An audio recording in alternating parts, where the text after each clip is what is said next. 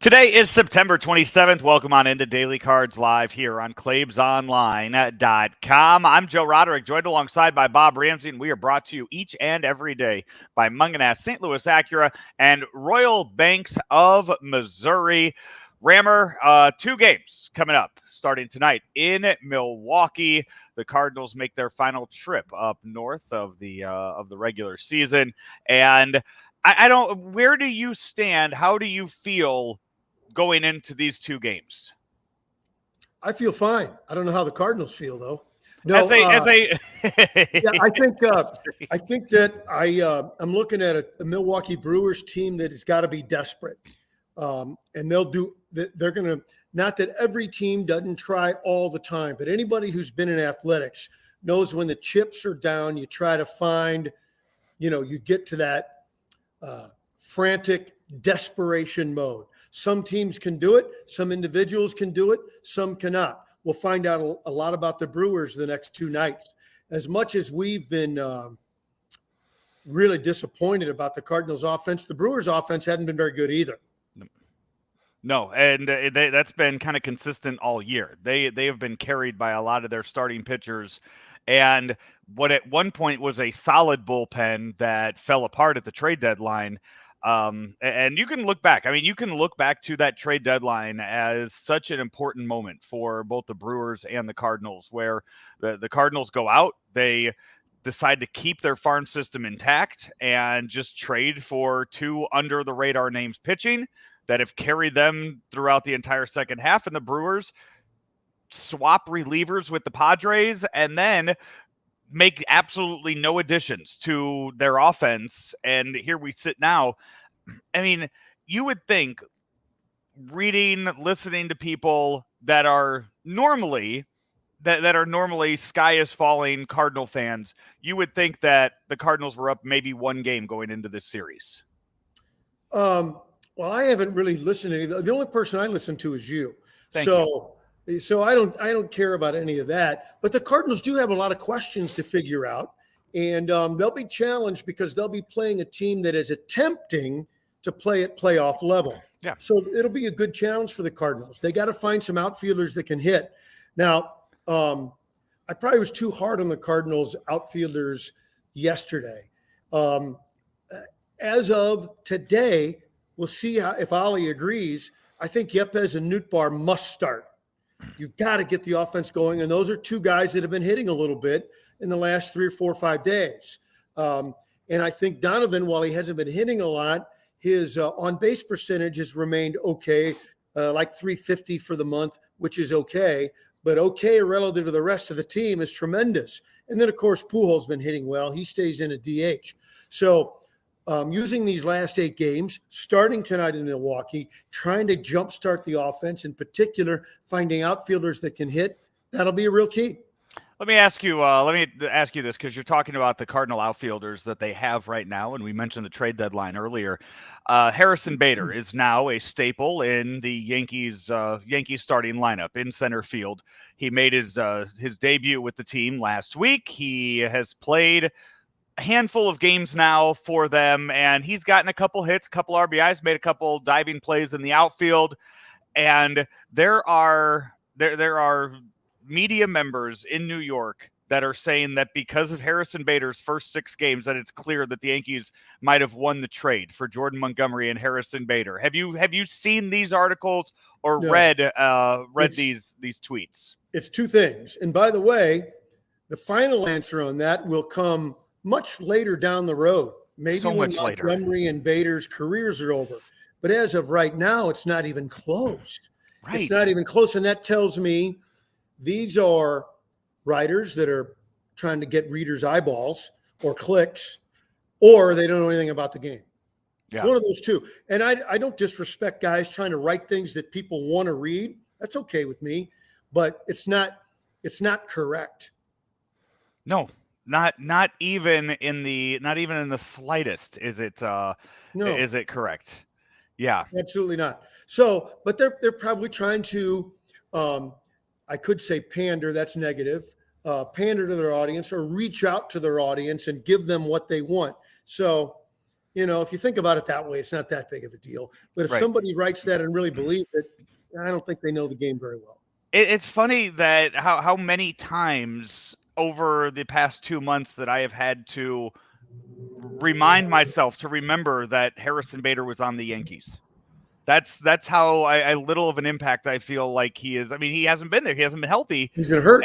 Yeah, he's been hurt while Jordan Montgomery's been here making 10 starts so far for the Cardinals and has been more than adequate as a starting pitcher for the Redbirds. So he's been a stud except for the last couple. That's why I dropped it from a legit ace to adequate starter. That's why I dropped it down. We will not see Jordan Montgomery in these 2 games up in Milwaukee. It'll be Miles Mikolas tonight, Jose Quintana tomorrow. We can talk about tomorrow's game tomorrow when it's going to be played. But for right now, Miles Mikolas is on the mound. Rammer, what do you need to see out of Miles Mikolas tonight to feel better about his potential in the postseason? I know folks are talking about what the order of starting pitchers should be when we get to round 1. I've kind of thought I would put Mikolas in that 2 slot, but if he's really good on the road again, that's always been, I won't even call it a knock. The numbers don't deny he's been better at home than on the road. Not as dramatic as Wainwright, but still better at home. If his last outing was on the road and was stellar. If he does that again on the road, it might change my mind. You could go with him if he is. You could go with him in game 1. That sets him up for game 2 of the next round. Or you could say, we're going to use him in game 3 at home if it's necessary to win. And if it's not necessary, then he starts game 1 on the road. So those are the kinds of things you look for that you can learn about him that'll be useful in figuring out your rotation for postseason. The thing that always stands out to me with Miles Mikolas in his starts and a lot during the second half of the season is he doesn't give up. He doesn't give up a ton of them outside of the game against the Reds back on August 29th. But for the most part, Miles Mikolas, it seems like every game he's out there, he gives up one big home run. If Miles Mikolas keeps the ball in the yard, Miles Mikolas is really good. And it's not so much like, okay, he just gave up a solo shot here, oh, well, get the third out and move on. It always seems like the home runs he gives up are game-changing, very important home runs that don't need to happen when they happen. I have to trust you on that. I'd want to look at the game. You have to go look at the game. That is just something that I feel jumps out at me when I am watching games, when I am following along to games. It just seems like at the most inopportune time, Miles Mikolas gives up home runs. And when you go back and you look at the game log, it is, just one home run, just down the line. And it always seems to be a 3-run homer, 2-run homer. It seems to happen at the most inopportune time. Well, my natural instinct is to challenge you on that, but we don't have time for me to look stuff up, so I'm going to go with your point. You need a stat boy there at the 590 studios. You exactly need right. School is back in session, Rammer. Why do you not have an intern working for you yet? Yeah, it's terrible. The Claves Online is going to have to figure a intern department. The thing about guys like Mikolas is one of the things that's encouraging that I think he's less likely to do that when the velocity is way up. And they've had some games where it's been way up, well into the mid-90s. But he's a guy who doesn't walk many. And if you're around the plate, you're going to occasionally give up some home runs. How damaging they are, again, I'll defer to you. But if he's feeling good and throwing hard, I'm very happy with him. It's a 6:40 start time tonight up in Milwaukee. It feels like we have not had Cardinal baseball for so long now. When they are on those West Coast road trips and then you add in off days, I'm not staying up till midnight watching these games, Rammer. I'm going to bed at a decent time. I'm sorry. So that's how I feel about it. It's like finally they're back in the Central Time Zone. We're back to a normal start time. I can watch baseball again. I'm happy with that. Coming up this on top of that too, you got to remember I was over on the East Coast the last time the Cardinals were home, so it has been extended for me. Send your schedule to Major League Baseball so they could get the game times fitting around your schedule. I tried to for next year, and then they put the Rocky series in Denver in April. So, I mean, Now, it shows that's a how mistake. Yeah, That it shows goes how into- disrespectful they are. That opens up a whole nother can of worms. Is Mhm. that cold weather sites should never start games at home in April. Yeah. I know what happens. Well, wait a minute. Then, the other teams say, wait a minute, kids are in school. Why should we have to bear that burden? I just want quality baseball. It all evens out eventually.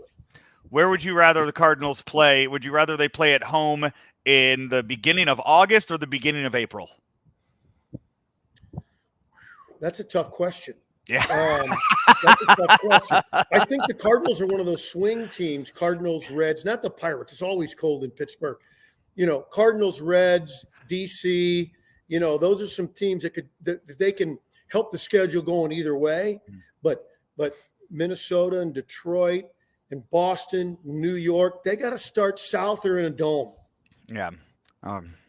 We'll see. We'll see what kind of pool Claves has and get to work on the 2024 schedule for next year. Hey, Rammer, tonight I'm going into the batting cages, and I'm going to do a hit go into the hit tracks cages. Over under on my exit velo. I'll set the over under at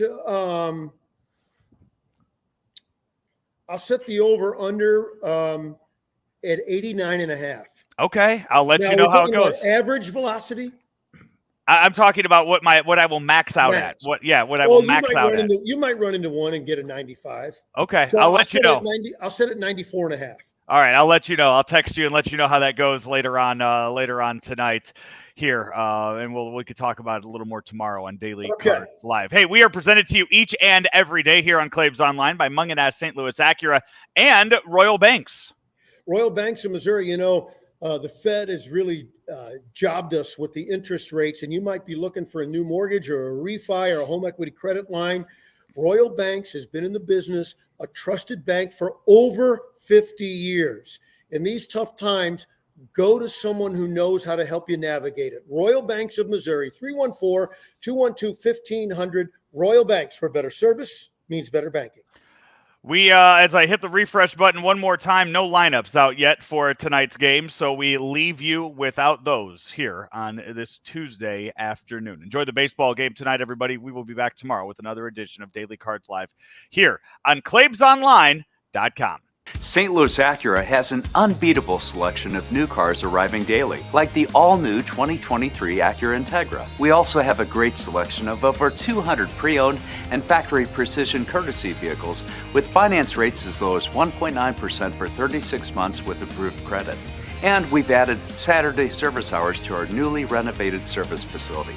Don't forget, we'll buy your vehicle here at our dealership or from the convenience of your home. St. Louis Acura, better than ever for you.